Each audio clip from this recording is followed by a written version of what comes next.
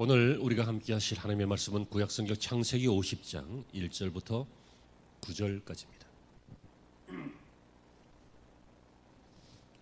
자, 성경을 보시면서 교독하십니다. 제가 먼저 읽겠습니다. 요셉이 그의 아버지 얼굴에 굽으려 울며 입맞추고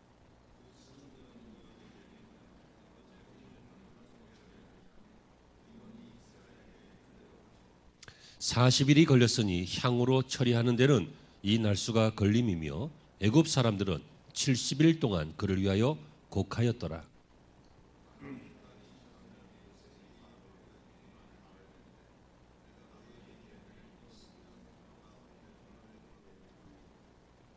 우리 아버지가 나로 맹세하게 하여 이르되 내가 죽거든 가나안 땅에 내가 파놓은 묘실에 나를 장사하라 하였나니 나로 올라가서 아버지를 장사하게 하소서. 내가 다시 오리이다 하라 하였더니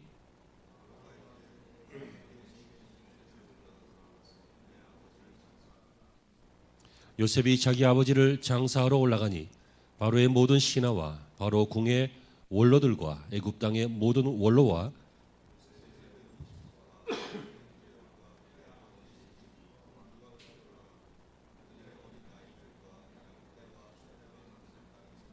함께요. 병거와 기병이 요셉을 따라 올라가니 그때가 심히 컸더라. 아멘.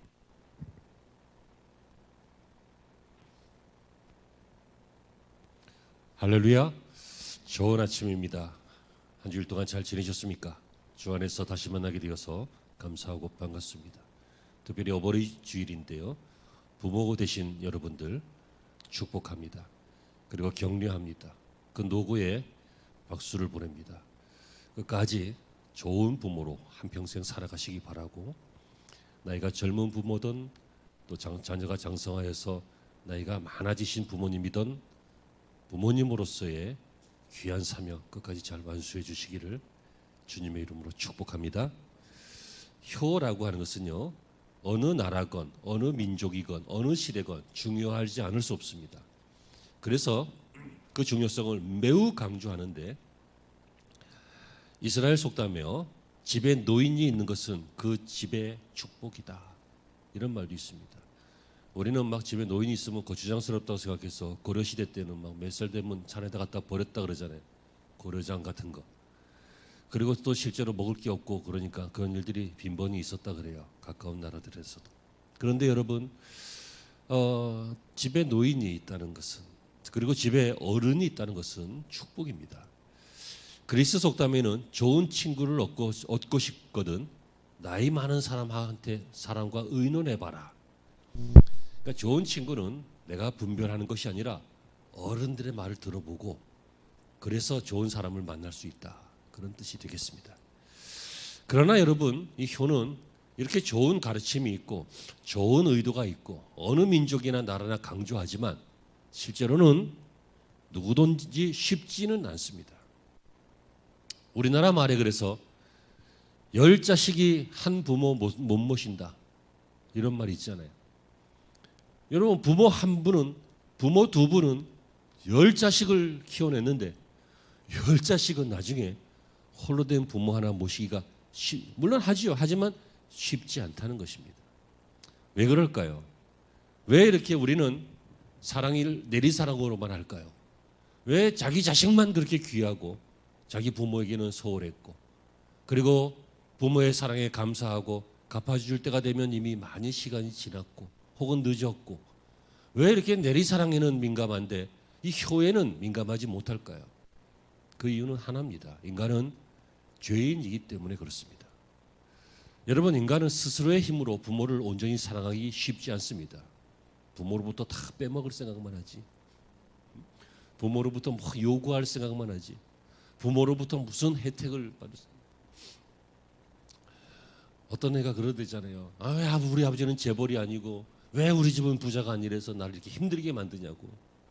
그때 아버지들은 그 아이에게 얘기해 주세요. 너는 왜 손흥민이 아니라서 나를 이렇게 호강을 못 시키냐. 여러분, 가족은 뭔가 경영적으로 이익이 되기 때문에 모인 존재가 아니라, 가족은 무턱대고 사랑하기 위해서 모인 혈연체예요. 그래서 이웃은 죽을 죄를 지면 내가 용서 못하지만 가족은 죽을 죄를 져도 용서하는 이유가, 덮어버리는 이유가 바로 그런 혈연 관계이기 때문에 그래요. 바로 이런 의미에서 부모는 자녀에게 죽을 죄를 져도 용서하죠. 그런데 인간이 죄인이기 때문에, 내리사랑이기 때문에 자녀들은 이 부모한테도 섭섭하면 상처받고 한을 갖고 뭐 그렇게 사는 경우가 많은 것 같아요.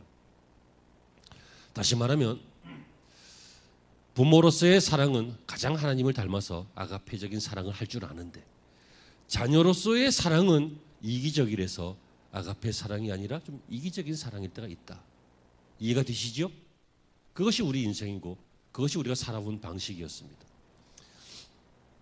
그런데 어느 신문 기사를 보니, 예전에요, 어떤 기사의 내용을 보니까 아주 뜻밖의 사건이 벌어졌습니다. 뭐냐면 아들 내외, 이 두 아들 내외가 서로 아버지를 모시겠다고 막 쟁탈전을 벌이는 거예요. 그래서 둘째 아들 집에 살았는데 큰 아들 내외가 둘째 아들 집에 와가지고 아버지를 납치해 가버렸어요. 우리가 모시겠다고. 여기까지 들으면 굉장한 것 같죠. 그 이유가 무엇이냐면 이제 아버지가 병들고 기력이 쇠해서 가물가물하니까 큰 아들이 내외가 아버지 우리가 모시겠다. 그래서 모셔갔는데 둘째 아들은 안 된다. 우리가 모신다. 그래갖고 경찰까지 왔어요. 이게 뭔 소리냐 싶겠지만 한마디만 들으면 이해가 될 거예요. 아버지 건물이 40억짜리가 있었거든.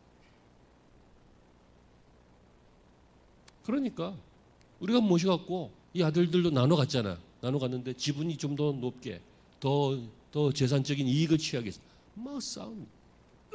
그러니까 기력도 쇠하고 기억도 가물가물해진 이 어르신이 경찰에 왔는데도 끝까지 싸우는 이 애들 때문에 차 안에 갇혀가지고 그 차에다 실어놨거든, 아버지를.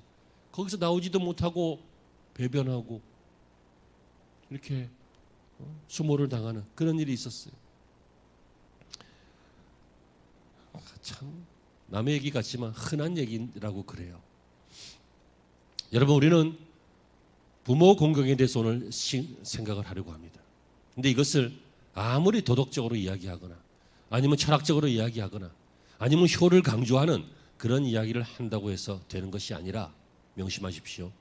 부모 공경은 성경적인 신앙관을 가지게 되면 가능한 것입니다.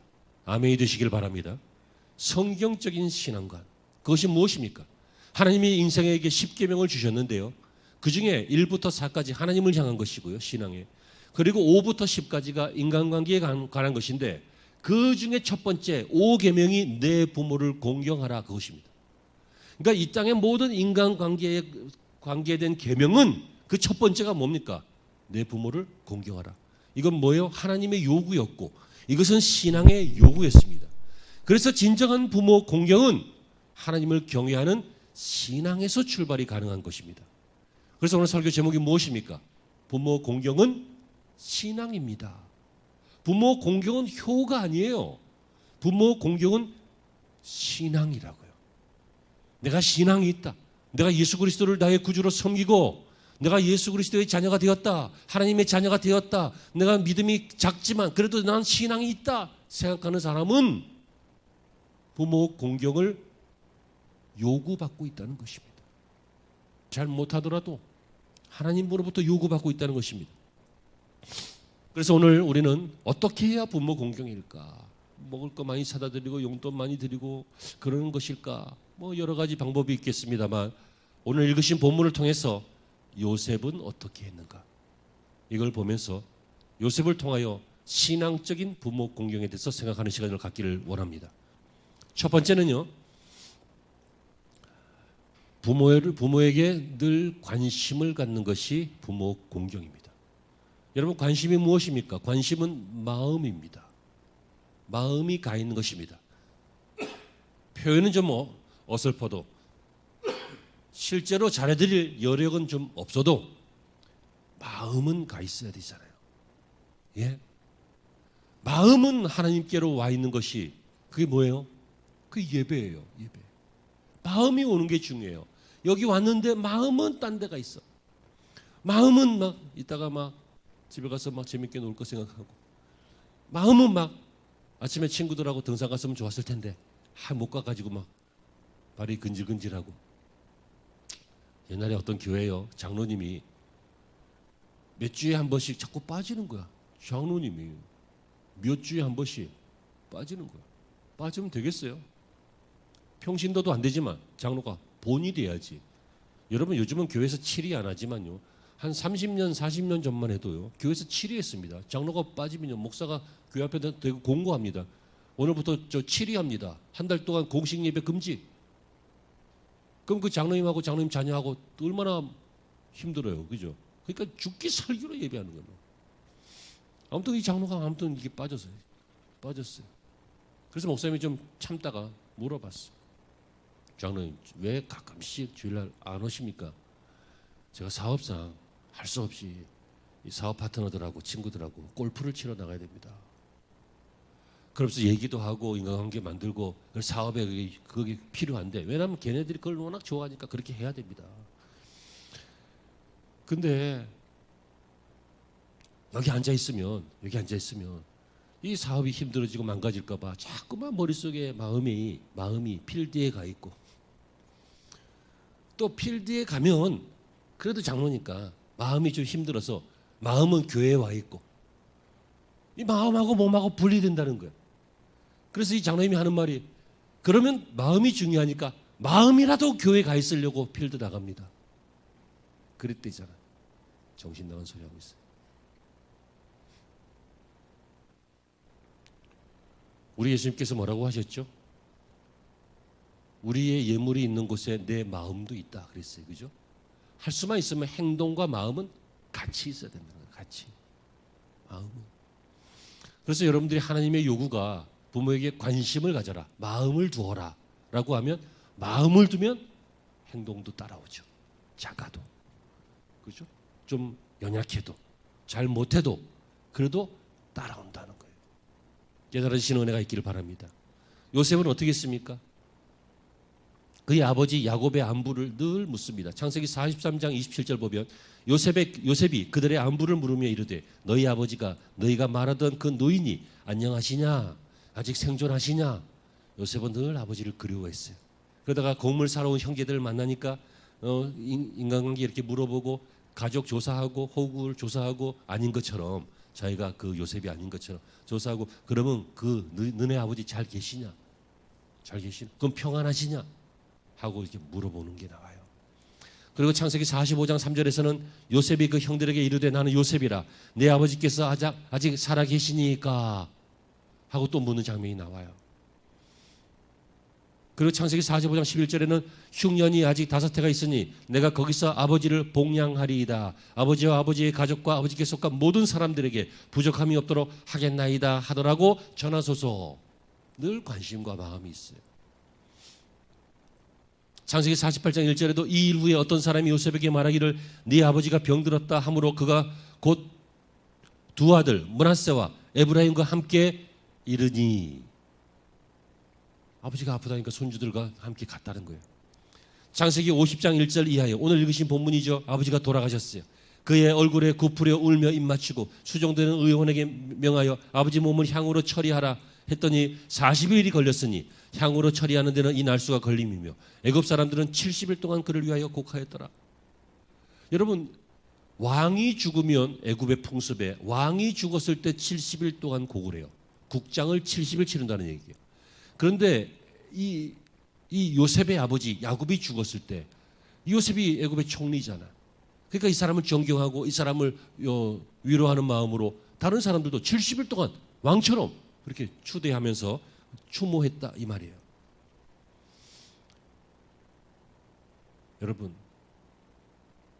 마음 가는데 몸이 가고요. 마음 가는 그곳에 내가 있는 것이고 마음이 있어야 모든 일이 가능합니다. 아무 생각 없이 어떤 일을 안 합니다. 무슨 생각이 있기 때문에 그 일을 합니다.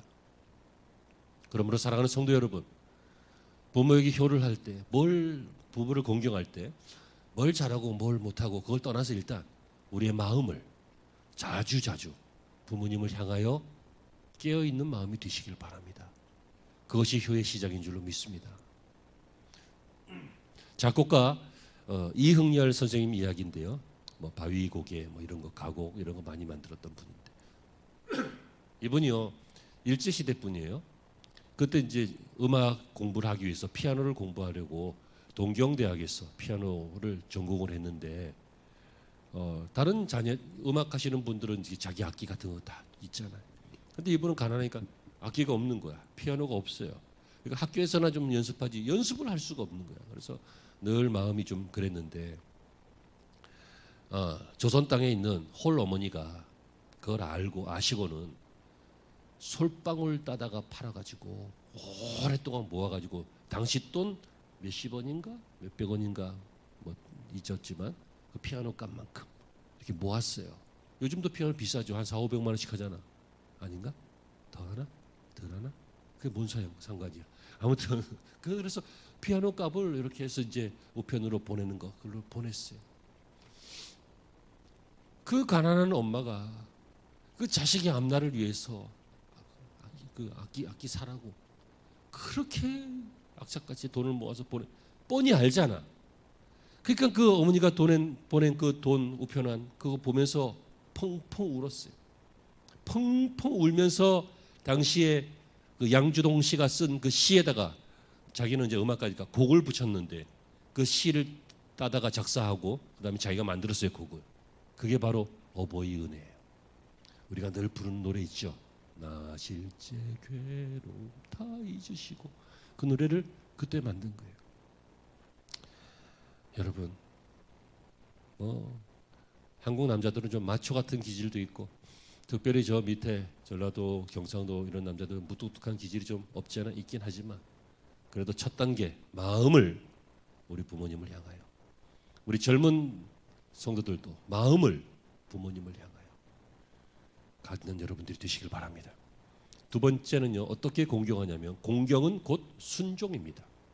순종하는 것이 공경하는 것입니다. 물론 젊은이들이 더 많이 배웠을 것입니다. 물론 젊은이들이 문물에 더 빠르고 문화에 더 익숙하며 기술에 더 민첩할 것입니다. 물론 젊은이들이 보기에 어르신들은 좀 느리고 모르고 좀 뒤처지고 하는 것처럼 보일 수 없습니다. 하지만 그것은 더 많이 아는 것이지 더 많이 배운 것이지 더 훌륭한 건 아닙니다. 잘 들으셔요. 젊은 자녀들이요. 잘 들으셔요. 당신들은 당신들의 부모들보다 훌륭할 수 없습니다. 당신들의 부모가 당신을 훌륭하게 만들어냈다면 적어도 당신들의 부모는 당신보다 조금 더 훌륭한 거 아니겠어요? 그러므로 당신들은 당신들의 부모보다 훌륭할 수 없다는 거예요. 자, 헷갈릴까 봐 다시 얘기할게요. 어떤 자녀도 부모보다 잘 될 수는 있고 똑똑할 수는 있고 잘날 수는 있지만 어떤 자녀도 부모보다 훌륭할 수 없다는 거예요. 왜? 그 자녀가 이미 훌륭하다면 그 자녀를 그렇게 훌륭하게 만든 부모는 그 자녀보다 조금 더 훌륭할 거기 때문에 이게 이해가 안 되고 아멘이 안 되시면 오늘 설교는 그친데 그러므로 여러분 우리는 부모에게 순종해야 하는 것입니다. 지식이 많다는 거 아니에요. 부모가 더 똑똑하다는 거 아니에요. 더 어리석을 수 있고 지식이 없을 수 있고 문물에 뒤떨어질 수 있어요. 하지만 부모는 당신들보다 훌륭하기 때문에 여러분들은 그분에게 순종해야 한다는 거예요. 그래서 하나님께서 10계명의 5계명 중에 10계명의 5번째 계명에 내 부모에게 순종하라 그랬어요. 내 부모에게 순종하라. 그건 무슨 말이에요? 이것이 바로 질서이기 때문에 그래요. 부모에게 순종할 줄 아는 사람이 나라에도 충성할 수 있고요. 회사에서도 일을 잘 할 수 있고요. 인간관계에서도 온유할 수 있고요. 그래요. 부모에게 들이받는 것들이요. 어려서 그렇고 젊어서 그렇고 모자라서 그렇고 몰라서 그런 줄로 알지만 때가 이름에 철이 들면 여러분 순종하는 인생으로 여러분의 인생을 바꾸어야 그것이 신앙인 것입니다. 야곱이 창세기 37장 13절에 보면 이스라엘이 요셉에게 이르되 이스라엘은 야곱이죠. 야곱이 왜 하나님과 씨름하다가 이겨가지고 넌 더 이상 야곱이라 부르지 말고 이스라엘이라 하리라 그랬잖아요. 그래서 이스라엘 민족의 그 이름 그 이스라엘이 거기서 나온 거거든. 이스라엘이 요셉에게 이르되 내 형들이 세겜에서 양을 치지 아니하느냐. 너를 그들에게 보내리라. 요셉이 아버지에게 대답하되 내가 그리하겠나이다. 당시 양치기는 요 앞마당에 나가서 치는 게 아니라 양들 데리고 이 산 저 산으로, 요즘 말로 하면 이 도시에서 저 도시로 옮겨 다니면서 그렇게 양을 치잖아. 근데 세겜에 네 형들이 있으니까 거기 가라. 그랬더니 내가 가서 뭐해요? 귀찮아 죽겠는데 거기까지 언제 가는 거야? 안 그러고 뭐라고 했다고요? 따라합니다. 내가 그리하겠나이다. 그게 부모 공경의 두 번째 방법이에요. 순종하는 거예요. 나도 생각이 있겠죠. 나도 하고 싶은 것이 있고 거스르고 싶을 때가 있겠죠. 하지만 순종하는 자를 하나님이 계명에서도 약속하셨고 실제로도 축복하시고 그 인생이 잘 되게 하시고 훌륭하게 되게 하세요. 요셉은 오늘 본문에서도 아버지가 돌아가시자 유언대로 순종했어요. 야곱이 죽고 나서요, 자기 죽을 때 자기가 죽으면 가나안 땅 막벨라 굴에 장사 지내달라고 했어요. 애굽의 총리 신분이기 때문에 가나안 땅으로 나라를 비우고 가는 것이 쉽지 않았지만 그럼에도 왕에게 이야기해서 허락받아서 그렇게 했어요. 5절에 우리 아버지가 나로 맹세하여 이르되 내가 죽거든 가나안 땅에 내가 파놓은 묘실에 나를 장사하라 하였나니 나로 올라가서 아버지를 장사하게 하소서. 내가 다시 오리이다 하라 하였더라. 이 말이 바로 그 말이에요. 굳이 그럴 거 없잖아요. 사람 죽었으면 끝난 건데. 하지만 그렇지 않았어요. 살아서도 순종했고 마지막 유언도 순종했고 순종했어요. 그러므로 여러분 이제 나이가 좀 드신 분들, 인생을 좀 이렇게 좀 잘 정돈하셔야 될 분들, 유언을 미리 좀 생각하세요. 왜요? 평상시에 했던 잔소리는 다 잊어버리지만 유언은 잊지 않기 때문에 그래요. 유언을 생각하세요. 유언할 때 어떻게 하시라고요? 어떻게 하시라고요? 천국이 보인다. 그러고 가시라고요. 그냥 가지 마시고 그냥 가기만 해봐. 내가 저기 잡아 깨워가지고 다시 얘기하라고. 뭐 잊은 거 없어 하고. 천국이 보인다. 주님이 나를 영접하신다. 그러고 가야 애들이 나중에 우리 엄마 천국 갔구나. 우리 아버지 천국 갔구나. 그러지. 그리고 혹시 제정신이 아니고 혼수 상태에 갈 수도 있으니까 미리 유언을 만든다면 내가 너희들에게 남긴 건 많지 않지만 한 가지 분명한 건 남겼으니 이 신앙을 남겼다. 믿음으로 살다가 나중에 다시 만나자 하고 유언장에 써놓으세요. 아멘. 꼭 그러세요. 왜 이렇게 요셉은 이렇게까지 순종을 했습니까? 그것은 아버지의 권위를 인정하는 것이었고, 그리고 아버지의 권위를, 부모의 권위를 인정하는 것이 바로 하나님이 원하시는 오계명이었기 때문인 것입니다. 여러분 어떻습니까? 부모님의 권위를 인정하십니까?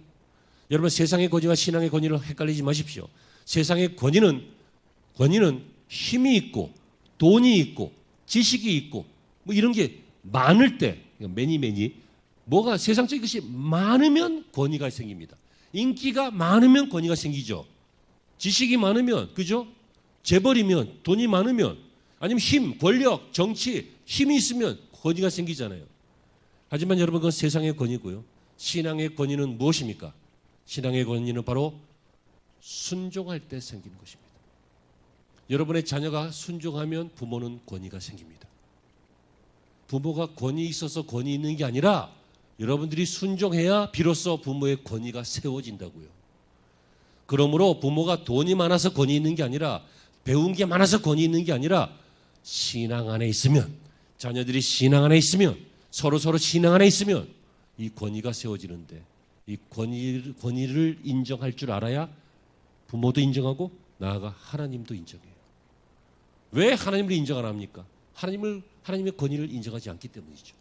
하나님을 믿느니 나를 믿겠다. 이게 뭐예요? 하나님의 권위를 인정하지 않는 거예요. 신앙생활을 가볍게 해요. 왜요? 신앙의 권위를, 하나님의 권위를 인정하지 않는 거예요. 여러분 사장님하고 약속한 거 늦으면 난리가 나요. 큰일 났다. 막 총알 택시라도 타고 가려고 그래요. 왜? 큰일 나니까. 왜? 회사에서 인사고가 떨어지든지 아니면 잘리든지 아니면 밉상 받든지. 사장한테도 그러면서 하나님한테는 그러지 않아요. 하나님 앞에 나올 때 그냥 허리멍텅하게 나올 때 있어요. 어떨 때는 허리멍텅도 안 하고 아예 안 나올 때도 있고 뭐 그럴 수도 있어요. 하지만 여러분 언제까지 그럴 겁니까? 우리는 부모의 권위를, 이 어버이 주일을 맞이해서 반드시 세워드리기 위하여 순종하고, 이것이 신앙이므로 이런 것을 잘해야 하나님을 향한 권위도 우리가 인정하고 좋은 예배자가 될 줄로 믿습니다. 그리고 세 번째는요, 안 싸우는 것이 공경입니다. 너무 쉽게 얘기하죠. 너무 쉽게 하려고 애를 써요.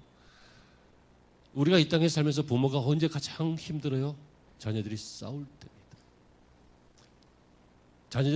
자녀들끼리 싸울 때도 힘들지만 자녀가 병과 싸울 때 힘들죠. 자녀가 인간관계가 잘못돼서 사람들하고 싸울 때 힘들죠. 아니면 자녀의 속사람이, 마음이 상처가 나고 망가져서 자기 자신과 싸우면서 살 때, 힘들게 살 때, 쉽게 말하면 부모는 힘들죠. 그러므로 여러분, 싸우지 않는 삶을 여러분 추구하시기 바랍니다. 다시 말하면 화평한 삶을 사세요. 그게 효예요. 우리가 부모를 마음에 두고 그리고 부모에게 순종하면서 그렇게 섬기고 살면서 나도 화평하게 사는 거예요. 평안하게 사는 거라고요. 어떻게 인생이 평안했겠습니까? 문제가 많아요. 하지만 그게 신앙이에요. 인간적으로는 못해도, 도덕적으로는 못해도, 그죠? 이 세상의 방법으로는 부족해서 잘 못한다 할지라도 신앙 안에서는 화평하면서 살 수 있어요. 여러분, 아버지가 돌아가셨어요. 보니까. 그래서 이제 형제들이 걱정하는 거야. 아버지가 살아있으니까 요셉이 보복을 안 하고 용납했지만 아버지가 돌아가셨으니까 이제 요셉이 마음을 딱 바꿔가지고 형들, 전에 나 죽이려고 했던 거잖아. 그러면서 한 번 때를 맛을 봐야지, 심은 대로 거둬야지, 뭐 이런 식으로 나오면 어떻게 돼? 그러니까 이제 형들이 겁이 나서 뭐라고 합니까? 21절에 19절부터 보면 요셉이 그들에게 이르되 두려워하지 마소서, 내가 하나님을 대신하리이까. 당신들은 나를 해하리 하였으나 하나님은 그것을 선으로 바꾸사 오늘과 같이 많은 백성의 생명을 구원하게 하시려고 하셨나니 당신들은 두려워하지 마소서, 내가 당신들과 당신들의 자녀들을 기르리이다 하고 간곡한 말로 위로하였더라. 이 형제들이 불안해하니까 그들을 위로하였다는 거예요. 무엇으로? 인간성이 좋아서 아니죠. 무엇으로? 넉넉한 선심 쓰듯이 아니죠. 무엇으로? 하나님이 이렇게 하셨다는 거예요. 그러니까 신앙으로 평안을 누린다는 거예요. 그래서 안 믿는 사람들이 보면 신앙인들은 이게 정신 나간 사람들 같아. 뭐 삶에 문제가 많은데 아파 죽겠는데 지금 경제적으로 펑크 났는데 지금 막 문제 덩어리인데 그냥 평화로다 하면서 사니까 이게 정신 나간 인간들처럼 보이지. 하지만 우리는 알잖아요. 여러분들은 믿잖아요. 여러분 평안하게 사세요. 자녀들끼리 분쟁하지 마세요. 이기는 게 아니더라고. 살아보니 아시죠? 저야 이기는 것도 있고 어떤 거는 그냥 크게 마음에 담지 않아야 되는 것도 있고 어떤 거는 마음에 담아야 되는 것도 있고. 아멘. 화평하십시오. 형제가 서로 우애하는 것이 부모를 공경하는 것입니다. 혹시 여기는 그런 분들 계시지 않은 것 같은데요. 혹시라도 나중에 설교를 듣거나 아니면 다른 성도들 중에 형제하고 불화하는 것이 있거든. 이번 기회에 목사가 그러던데 그렇게 하는 것이 부모 공경이고 그렇게 하는 게 신앙생활이더라 라고 주장하더라. 내가 그 말 듣고 감동을 받아서 하는 얘기인데 우리 잘 지내자 하고 형제간에 자매간에 친척간에 친지간에 소원하신 분이 있거든. 이번 기회에 신앙 고백을 하시기를 바랍니다. 관계가 회복되어지는 축복이 있기를 바랍니다. 그러면 부모들이 기뻐하고 하나님도 기뻐하십니다. 자, 이렇게 효도한 요셉의 삶이 어땠습니까?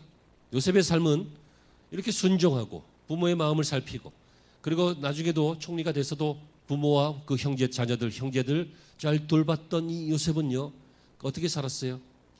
한평생 쉽진 않았어요. 형들에게 미움받았어요. 팔려갔어요. 오해받았어요. 감옥 들어갔어요. 13년 동안 바닥에서 굴렀어요. 17살부터 30살까지 바닥에서. 여러분, 이 사람이요, 한두 번 힘든 거는 잘 겪어내요. 하지만 100번, 200번 힘든 거는 잘 못 겪죠. 어떻게 돼요? 내 운명인가 보다 하고 아니면 지지리도 복도 없다 그러고 포기하고 낙심하고 하나님을 원망하고 저주하고 부모를 원망하고 저주하고 막 그러는 사람들이 얼마나 많아요. 근데 꼭 기억하세요. 요셉은 끝까지 하나님을 신뢰했어요. 여러분 이 땅에 실망할 거 많아요. 하지만 제발 하나님께 실망은 하지 마세요. 하나님은 실망할 거리가 하나도 없으신 분이에요. 할렐루야. 하나님은 실망해서는 안 되는 존재예요. 하나님은 우리가 약해서 실망했을 뿐이지 실망스러운 분이 아니라니까요. 하나님은 언제나 우리에게 소망이 되시고 우리에게 좋은 것을 주시고 예배하는 이에게, 기도하는 이에게 좋은 것으로, 가장 선한 것으로 갚아주시는 분이시는 것을 여러분들 믿으시기를 주의 이름으로 축원합니다. 하나님을 끝까지 신뢰했다는 거예요. 요셉은. 그랬더니 어떻게 됐어요? 하나님의 권위를 인정하니까. 부모의 권위를 인정하듯이 하나님의 권위를 인정하니까 하나님께서 그를 권위 있게 만들었어요. 큰 소리 친다고 권위 있고, 아는 척한다고 권위 있고, 높은 자리에서 내려다본다고 권위 있는 것이 아니라 하나님이 높이시면 권위가 있고, 부모는 이미 하나님이 높이신 분이니까 자녀에게는 권위가 있고, 그리고 요셉이 이런 축복을 받은 것처럼 저와 여러분도 이러한 권위를 인정하면서 이러한 축복을 받아야 할 줄로 믿습니다. 성경을 두 군데를, 구약과 신약 두 군데를 읽을 텐데요. 신명기 5장 16절입니다. 너는 내 하나님 여호와께서 명령하신 대로 내 부모를 공경하라. 그리하면 내 하나님 여호와가 내게 준 땅에서 내 생명이 길고 복을 누리리라. 아멘. 에베소서 6장 1절부터 3절. 자녀들아, 주 안에서 너희 부모에게 순종하라. 이것이 옳으니라. 내 아버지와 어머니를 공경하라. 이것은 약속이 있는 첫 계명이니 이로써 내가 잘되고 땅에서 장수하리라. 아멘. 사랑하는 성도 여러분, 어버이 주일입니다. 우리는 하나님의 사랑을 많이 받은 하나님의 자녀들이고 크리스천들입니다. 빈손으로 이 땅에 왔지만 은혜 받았고 축복받았고 또 가정을 이루었고 많은 것들을 받았습니다. 하나님의 은혜에 감사하는 저와 여러분이 되시길 바라고, 그 과정에 나보다 조금 더 훌륭하신, 나보다 조금 더 배우지는 못했을지라도, 조금 더 문물에 뒤떨어질지라도 나보다 훨씬 더 훌륭하신 부모님을 받았습니다.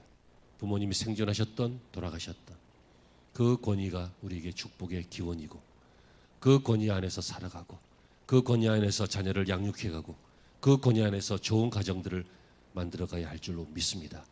이러한 축복이, 요셉의 축복이 부모 공경의 축복이 신앙인 줄로 믿고 저와 여러분들에게 이러한 축복이 있기를 주의 이름으로 축원합니다. 기도하시겠습니다. 부모 공경은 도덕이나 효나 일륜이나 지시나 요구가 아니라 부모 공경은 신앙이라고 하나님이 말씀하셨습니다. 바로 이것을 깨달았던 사람들은 그렇기 때문에 순종하였고 또 마음에 항상 담고 신앙인 줄로 믿고 질서 안에 자신을 잘 지켜냈습니다. 이러한 자들을 위대하게 하신 하나님, 우리 성도들 이러한 신앙의 마음 주셔서 이것이 효가 되게 하시고 공경이 되게 하여 주셔서 질서 있는 가정, 그리고 순리가 통하는 가정, 그리고 축복이 흐르는 가정 만들어가게 하여 주시옵소서. 우리 부모님들의 노고에 희생과 땀에 감사하고 박수를 보내고 격려를 보냅니다. 하나님, 저희들 생존하는 동안에 늘 강건하게 하시고, 그리고 좋은 자녀들의 본이 되게 하시고, 또 저희들의 기도의 원천이 되게